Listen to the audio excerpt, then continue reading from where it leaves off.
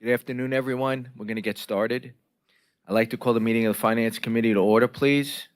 David, are there any public speakers? Yes, Mr. Chairman, there are three public speakers. The first speaker is Marie Bowden, followed by Jason Pinero.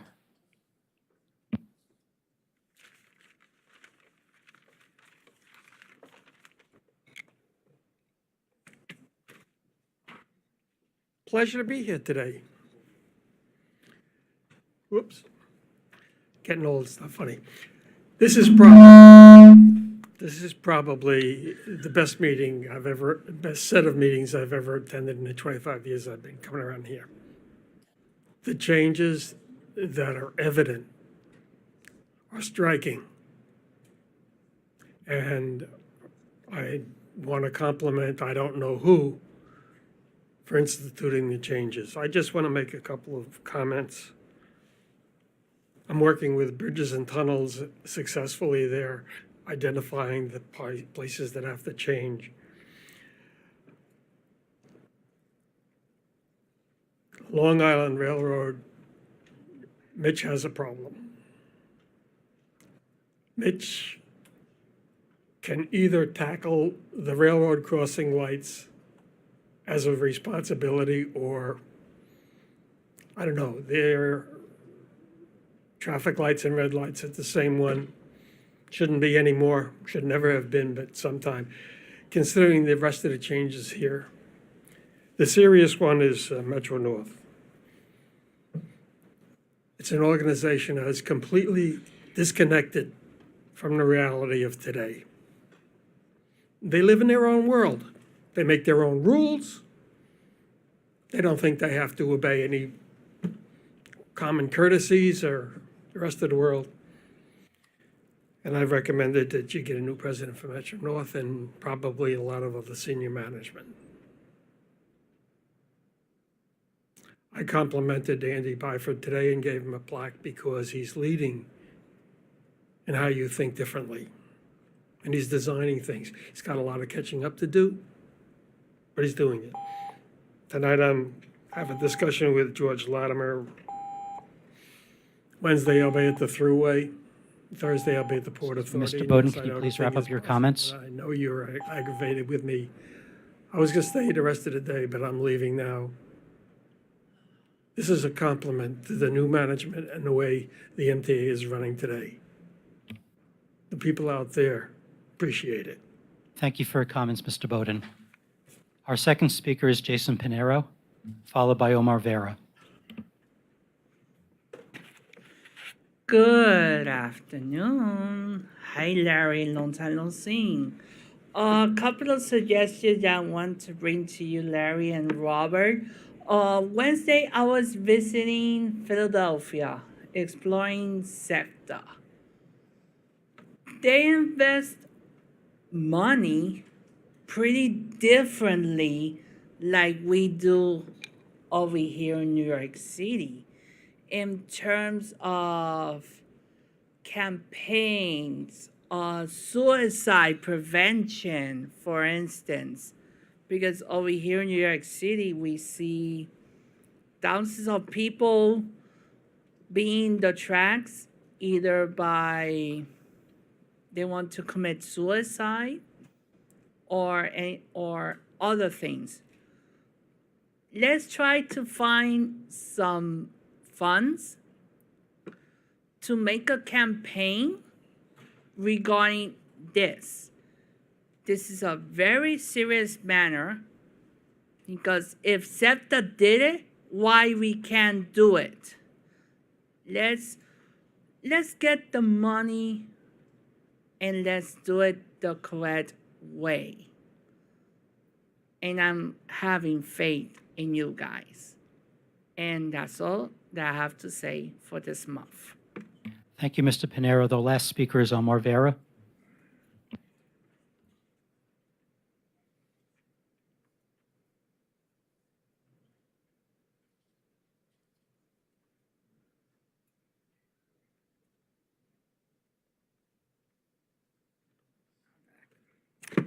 Good afternoon, MTA Finance Committee. Welcome to the September edition of your meeting on my 26th birthday. And thank you all for being here. And so I reiterate basically most of the things I said in July. But I know that by the end of the year, you're going to be holding a series of public hearings regarding the fare and toll changes for 2019. And so, for the 2019-2020 period, well, 2021, and I suggest that please add the veterans discount, because as H.P. Schroeder mentions at multiple full board meetings, this must be given to veterans who have served in our military, and I wholeheartedly agree. And I believe they deserve a discount, much like other people who have given to our society, contributed in great ways. And I like the fact that we're going to go through use the tap card soon, phase out the Metro card. Metro card will eventually be a relic in the New York Transit Museum in Brooklyn. And but I have one question regarding the tap and go. Would it consist of the same prices, like the same fares, like the 1 day unlimited, which doesn't exist anymore, used to exist, but just the 7-day unlimited and 30-day unlimited? Will those still be there with the tap card when it comes? That's my question, and I'm waiting to find out during the holiday season when the public hearings regarding the fare and toll changes come. With that, I shall see you around. It's my birthday, so I'll just celebrate. See you all around, and have a good one. See you. Thank you, Mr. Vera. Mr. Chairman, that concludes the public speaking session. Thank you. Next, we have the approval of the June 18th minutes. May I have a motion? Second. All those in favor? Opposed? Minutes are approved. David, can you take us through the work plan? Yes, Mr. Chairman, there are no changes to the work plan. And then the next item is Budget Watch. Finance Watch? Do Budget Watch first. This month's Budget Watch focused on August preliminary results and subsidy cash results through September, and these results are measured against the mid-year forecast. Starting with operating results, passenger revenues were $7 million unfavorable in August, increasing the unfavorable year-to-date variance to $12 million. Both the monthly and year-to-date results reflect shortfalls due to lower subway and commuter railroad ridership, which were partially offset by favorable bus results. Toll revenue was on target for August. Toll revenue year-to-date was $9 million favorable, reflecting higher traffic volume during June and July. The year-to-date favorable toll revenue offsets about 3/4 of the passenger revenue shortfall. Preliminary expenses for August and year-to-date reach about $110 million favorable, primarily reflecting a reimbursable mischarge correction at New York City Transit, along with timing variances at all agencies. Debt service costs were slightly unfavorable for August due to timing and bond portfolio fee payments. On a year-to-date basis, debt service costs were on target. Moving to subsidies, total subsidies in September were unfavorable by $9 million. For September, the petroleum business tax was $4 million favorable, and the payroll mobility tax was $2 million favorable. Urban tax was unfavorable by $2 million and was partially offset by a $1 million favorable mortgage recording tax variance. MMTO was on target. MTA aid was $14 million unfavorable. However, this was due to a delay in transferring motor vehicle fees and auto rental fee tax receipts. Adjusting for the MTA aid timing issue, September subsidies would have been $5 million favorable. Year-to-date through September, subsidies were $7 million favorable. However, included in that variance is the aforementioned unfavorable timing impact for MTA aid, along with an unfavorable timing impact for paper mobility tax. Adjusting for these timing issues, year-to-date subsidies would have been $30 million favorable. Overall, preliminary year-to-date results were favorable due to expense and timing issues. If we were to adjust year-to-date issues for these timing issues, results would have been slightly favorable. However, below forecast receipts and passenger revenues for subways and the commuter railroads continue to be a matter of concern. And that concludes Budget Watch. Yes, Commissioner. I just have a question. Could you please explain what reimbursable mischarges to non-reimbursable labor expense means? Expenses that were originally charged to non-reimbursable in New York City Transit should have been charged to the reimbursable. So when they do the accounting change that created a favorable variance in New York City Transit on the non-reimbursable side.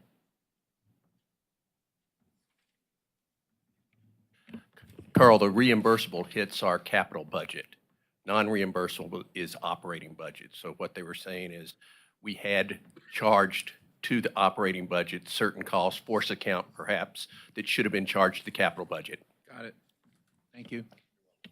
David, just one thing. I'd like, for the future, to get, for the Finance Committee, more specificity on what the MTA, the executive leadership, thinks is going on with passenger revenue.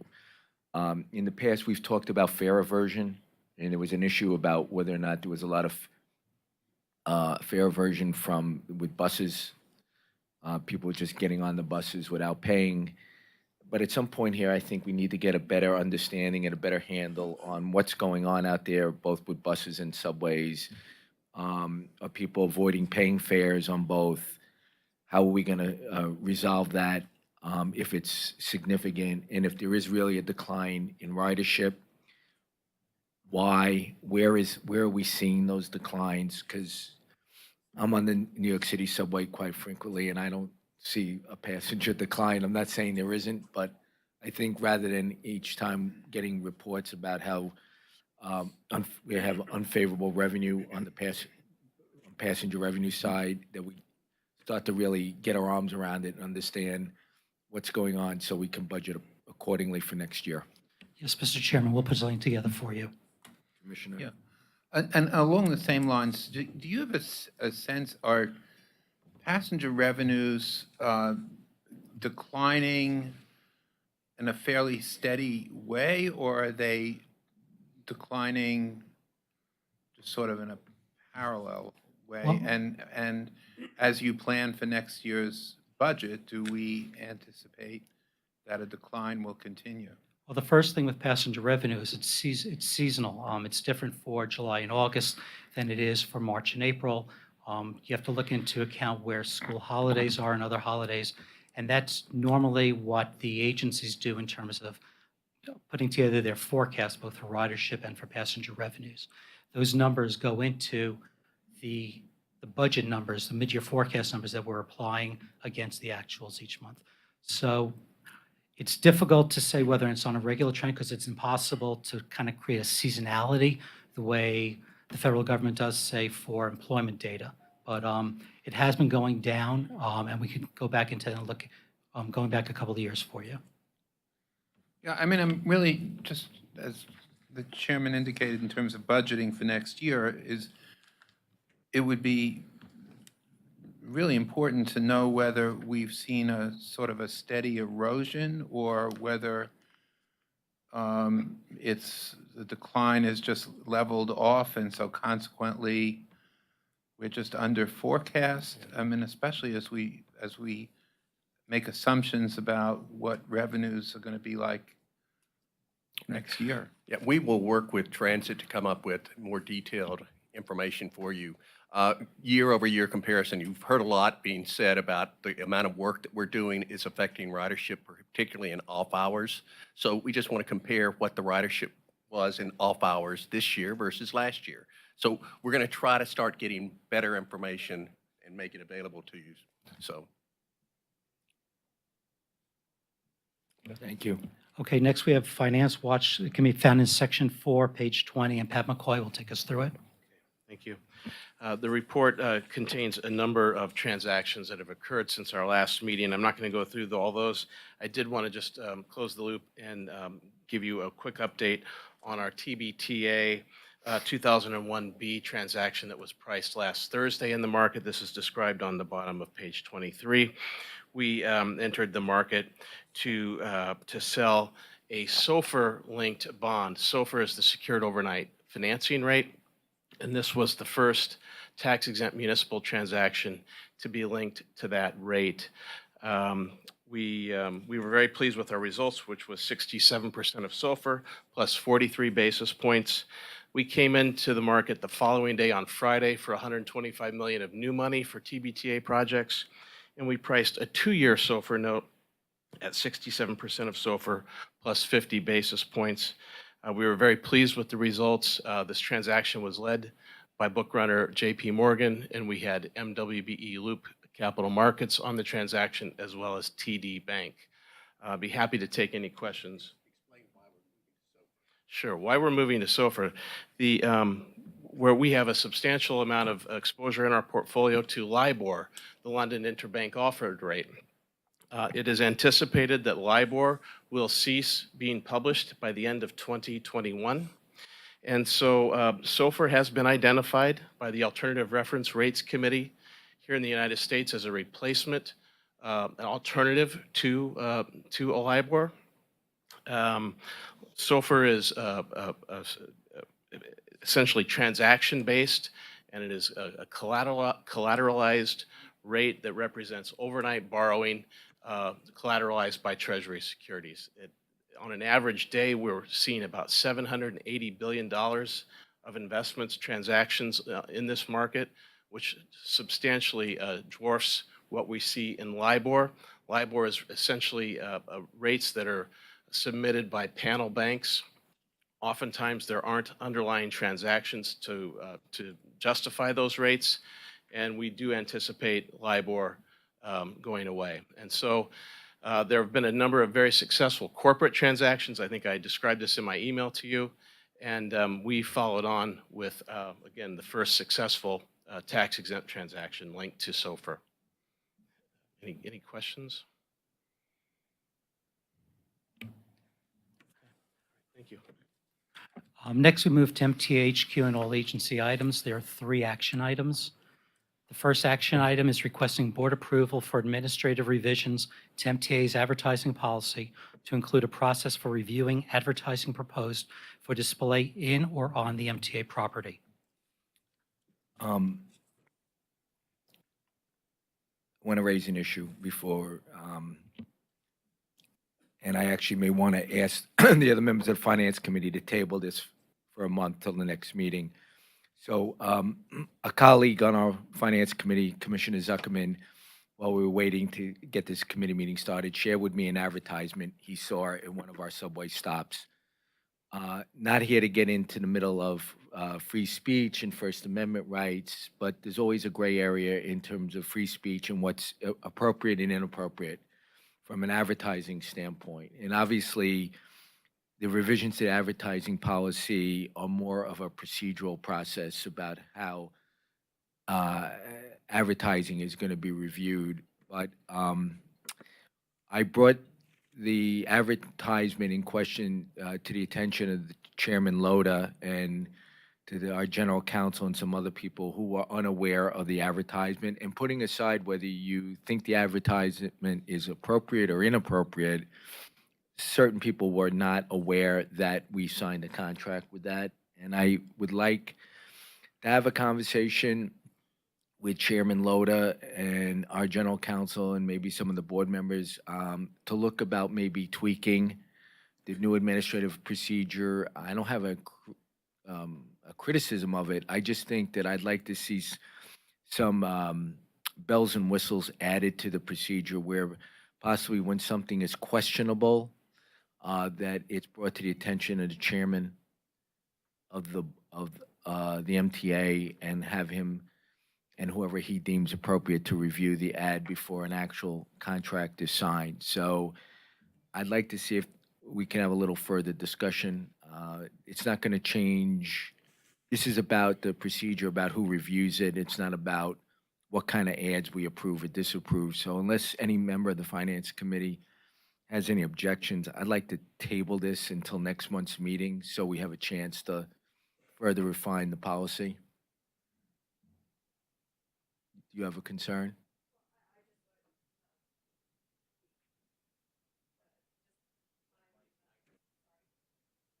I mean, I think we just want to let the board know that, out front reviews, then they send to us any ads that they think may or may not comply with our advertising guidelines. And the purpose of the revision is to make our process more robust. I understand that, but we went from a one-person review process to a three-person review process. The concern I still have is that it was brought to my attention today that there could be something that we approved that people could find objectionable. And when I discussed it with the chairman, he was not aware of it. And again, I don't want to have a debate or a discussion about First Amendment, free speech, what's appropriate, what's inappropriate. I just think that, and I'm not advocating that the board micromanage the advertising contract process. But I think that there's got to be other people that are putting their eyes on things that fall in a area of where it's questionable whether or not the MTA should approve the advertising or not. So I just want to see that maybe some refinements are made to the process before the Finance Committee and the full board is asked to approve that process. Under the proposal that's before us today, if there is an ad that meets this questionable description, who would review it? A three-person panel? It's a three-person panel. They approve it. If they reject it in his appeals process, it then goes to a person on the general counsel staff, where there's an appeals process. And If the the- if current the ad com- that Mr. Commissioner Zuckerman brought to your attention was approved by whom? The committee. The committee. Right. And I'm not criticizing the committee and its decision. I just think that it got raised as whether or not it was appropriate or not. And with Commissioner Zuckerman's permission, I went and shared it with the chairman, and the chairman was unaware of it. And again, this is not about finding fault, criticizing anyone, getting anyone in trouble. This is about trying to come up with a process that all board members are comfortable with. And I just think that the process can continue to go on for the next 30 days while we have some further discussion and due diligence. So when we come back to the board, this is something that's where the chairman can weigh in on it and decide whether or not, we should tweak the process where, again, the committee can bring something to him or his designee that's questionable, and they can review it as well, and before they make a final decision whether or not to approve the contract or deny it. Could I just clarify something? We don't do contracts with individual advertisers. Our contract is with Outfront, the media placement agency. And in the first instance, thank you, in the first instance, Outfront will look at ads. They only bring it to the attention of what is now our advertising review committee if there is something sufficiently controversial about the ad within the standards and guidelines that the board has previously approved.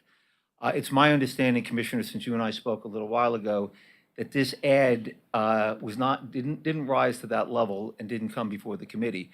And as you said, what is before the committee today is simply to improve the process from from a one-person review to what will eventually be a four-person review, 3 people in the initial level, 1 person at the appellate level, for those ads that Outfront brings to our attention.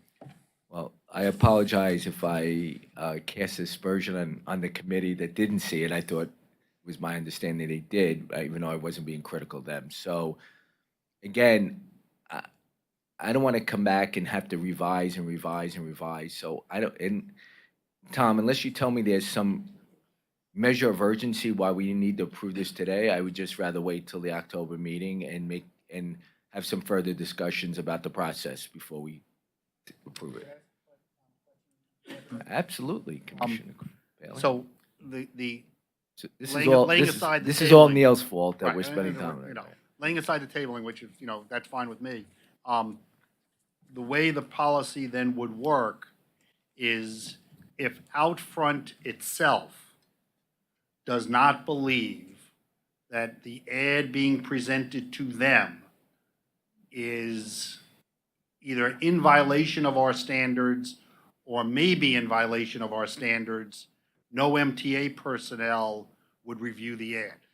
That's correct. That's the way the procedure has always been and would I continue. just want to confirm that. Because there is such a Right. large volume of ads. Right. That they only send those to us that could be controversial. Right, but so in the first instance, Outfront is making the determination, or in reality, they're making the only determination that an ad may or may not, depending on which side you happen to be on, violate one of our standards.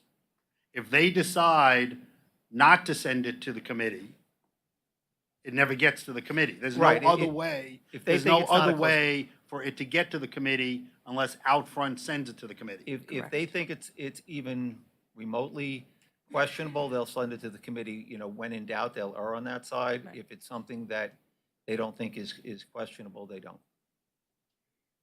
Okay. Okay, thank you. And I just think how ads are becoming more and more controversial, and advertisers are really trying to push the envelope and be provocative to get people's attention. I just think we should take another few weeks to take a look at this and get comfortable, so we're not spending the kind of time we did on alcohol advertising going forward. So, Commissioner? Yeah, it seems like we're set up to be doing that though, Larry. I mean, the standards, I mean, it's up to their judgment. I mean, within the brackets, I guess we've set up with our initial contract with them. But as you said, you know, the bar is being raised or lowered, depending on your perspective. Probably as a function of, well, you know, they got to compete with the internet on so much crap, and, you know, you see what comes up on that.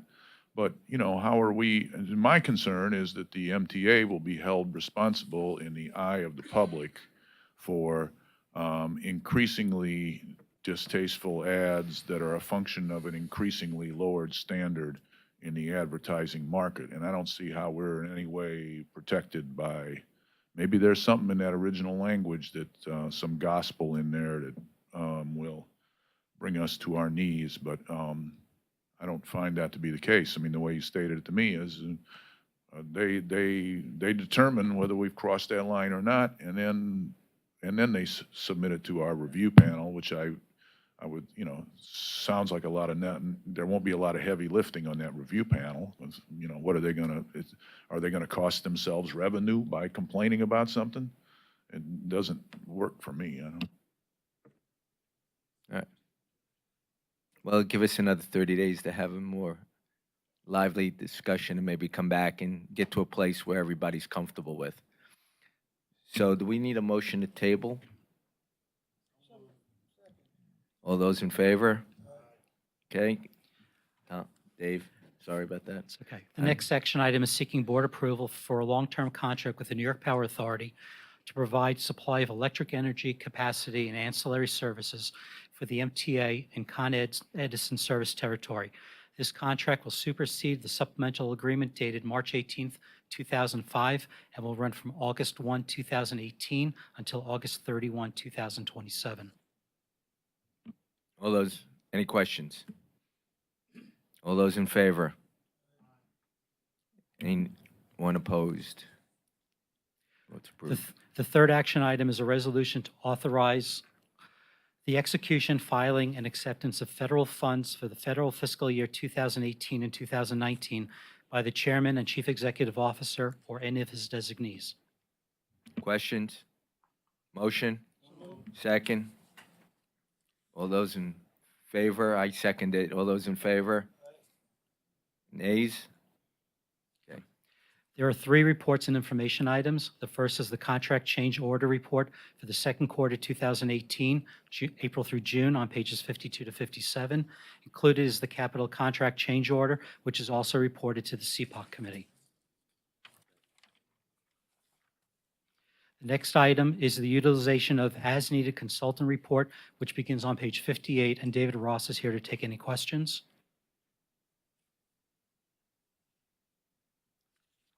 Okay. The third item is in 2019 preliminary budget, July financial plan 2019 to 2022, and materials were previously distributed in July. In order to give the public an opportunity to address any issues associated with the July plan, we included this item on the agenda. Next, we have David Ross with procurements for headquarters and the agencies.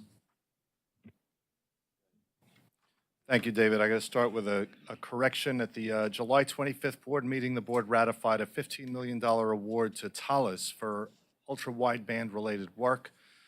Commissioner Albert had asked whether Thales is working on the ultra-wideband project on the Boston Green Line. My reply to Commissioner Albert's question was yes, but that response was incorrect. The company providing UWB for the Boston Green Line is Metrom Rail. I'll note that Metrom is participating in UWB-related projects here as well.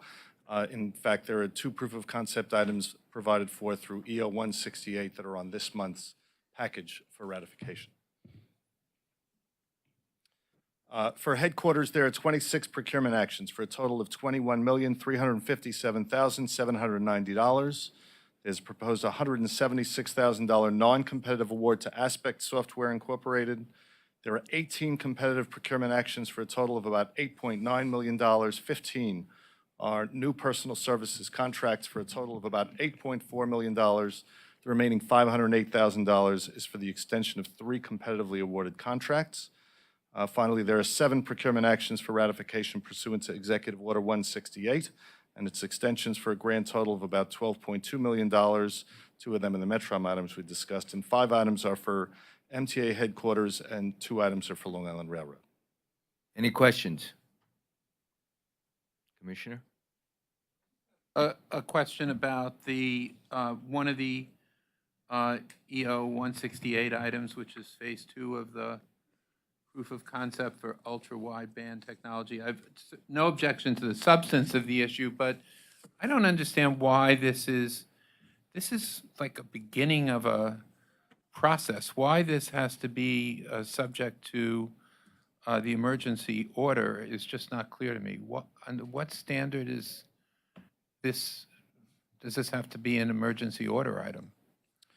So at a high level, Commissioner, if you look at the emergency rules that are apply for us, these really wouldn't qualify as emergency under our rules. So we're using the executive order as a mechanism for expediting these pilot programs so that we can see whether these proof and concepts work. And as I think I've said in prior meetings, it is our full intent and commitment that ultimately, if these proof and concepts work out, that we will do competitive procurements for full rollout of these systems system-wide. So rather than lose time experimenting, I know the dollars seem significant, but in considering the potential for these programs, they're massive potential for the system. We wanted to move through these pilot programs quickly, and if they work, then spend our time doing spending on competitive procurements for the larger scale. I mean, look, I always get the need to be expeditious, but, emergency orders are things that we should not assume are things that just give us a green light to do whatever we want. And to me, it undermines the validity of the emergency order when we just say, well, we're just using this mechanism, even though it's not an emergency. We're utilizing this mechanism because we want to do things a little faster. I mean, I just think we are operating under an emergency order for more than a year now, and for very understandable reasons. But at some point, that emergency order is going to be challenged if we utilize it to do things that really aren't subject to an emergency. And I have no problem with the substance of this, but it just seems to me as a procedural matter and as a legal matter, we should be awfully careful about just using an emergency order as a means of getting around whatever we want to do and just doing things a little faster, and especially when it's not an emergency. And what you're saying is really, that's what we're doing here, and that's, I think, a little disturbing. I understand your concern, and I agree with you broadly. I think that we've applied it fairly narrowly to this signaling project, because as you heard as you heard President Byford speak earlier today about the potential for signals and the importance of improving the signaling systems for the system as a whole, there's a great deal of urgency there. So we're not applying EO 168 broadly. It's for this set of pilot programs where there's a great deal of potential for signals and there's an urgency to moving along with determining whether there actually is promise with this UWB project or not. I think what you're saying is you're not applying it massively, but you're applying it in this case inappropriately, and I just would be careful about it, that's all. Do I have a motion? Second. All those in favor? Aye. Anybody opposed? Abstain on the item. One abstention. For Metro North, there are 2 competitive awards for a total of $78.4 million. One is for $76 million contract with WebTech for various OEM railcar parts and components used by both Metro North and Long Island Railroad. The remaining $2.4 million is for engineering support services required to prepare documentation to satisfy Federal Railroad Administration requirements for positive train control certification. Lastly, for Metro North, there's a $368 million competitively solicited design-build contract with Skanska Echo 3 JV for Harmon Phase 5, Stage 2. This contract will provide for the final stage of Metro North's multi-phase Harmon shop replacement project. Any questions? Second. All those in favor? Opposed? Next is Long Island Railroad. MTA Capital Company is seeking board approval on behalf of itself and Long Island Railroad for Metro and Metro North for a $35 million competitive solicited award to 32 firms for as-needed professional staffing and services to support the planning and management of non-federally funded projects. Additionally, MTACC is proposing to modify a contract with Ancora Consulting Group LLC, adding $944,000 to provide for a benchmarking study of construction costs for transit expansion projects. Questions? Motion? Second. All those in favor? Aye. Opposed? For New York City Transit, we have a contract with Lorem Maintenance of Way Incorporated that's pursuant to an immediate operating need for rail grinding services in the amount of about $44.2 million. New York City Transit is proposing a $21.9 million non-competitive services contract for temporary ferry services during the Canarsie Tunnel reconstruction. New York City Transit is proposing a modification to add funding for a long-term purchase agreement, adding $120 million for CBTC system equipment and related design and support services. New York City Transit is proposing a $50 million contract with StrataGen Systems for a real-time scheduling and computer-aided dispatch and automatic vehicle location monitoring system.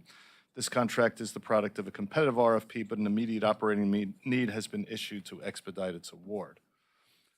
New York City Transit is asking the board to ratify modifications totaling $47.1 million for work carried out to complete Phase 1 of the Second Avenue subway that were made necessary by changed field conditions, changed standards, design errors and omissions, and the resolution of claims. The board is asked to ratify a $40.4 million immediate operating need to purchase 65 R252 flat cars. Next is a request to declare competitive bidding impractical and inappropriate for the purchase of 307 over-the-road express diesel buses. Instead, an RFP will be conducted, seeking a planned 50 buses for New York City Transit and 257 for MTA Bus. Lastly, New York City Transit is requesting adoption of a resolution to declare competitive bidding impractical and inappropriate for the award of contracts under the communications-based train control traction power upgrade program. That's it for New York City Transit. Questions? Motion? Second. All those in favor? Opposed? Bridges and Tunnels is proposing award of a $5.4 million competitive design build services contract to TC Electric LLC for U-Carry tunnel service building electrical rehabilitation. Any questions? Motion? Second. All those in favor? Aye. Opposed? So there are no items for FEMTAC, and this concludes the procurements. Now to David Keller. This month's MTA consolidated financial and operational reports include June and July results versus the mid-year forecast. It also includes a 12-month allocation, 2018 mid-year forecast on pages 120 to 237, Next is David Florio with real estate. Thank you, David. Real estate agenda begins on page 238. We have 6 action items for your consideration. 2 for the Long Island Railroad. The first is an expansion of an easement in Suffolk County to enable road widening in the town of Brookhaven. Also, a license agreement with the State Department of Agriculture and Markets for a Taste New York retail concessions at Penn Station. Metro North, we have lease agreements with New York State DOT for bus passenger shelters at Tarrytown, Spring Valley, and Suffern, and a license agreement with the Village of Irvington for the construction of a walkway between Ardsley Station and Mercy College. And lastly, for HQ, for MTA headquarters, we have the renewal of our lease for the Business Service Center at 333 East 34th Street, and an amendment to the board-approved real estate department all-agency policy on pilot retail programs. Happy to answer any questions about these or any of the information items. Commissioner?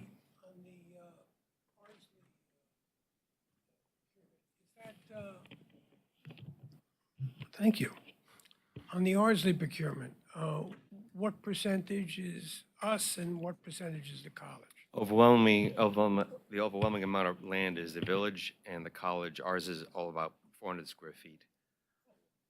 It's really de minimis. Yeah. Any other questions? Motion? Second? All those in favor?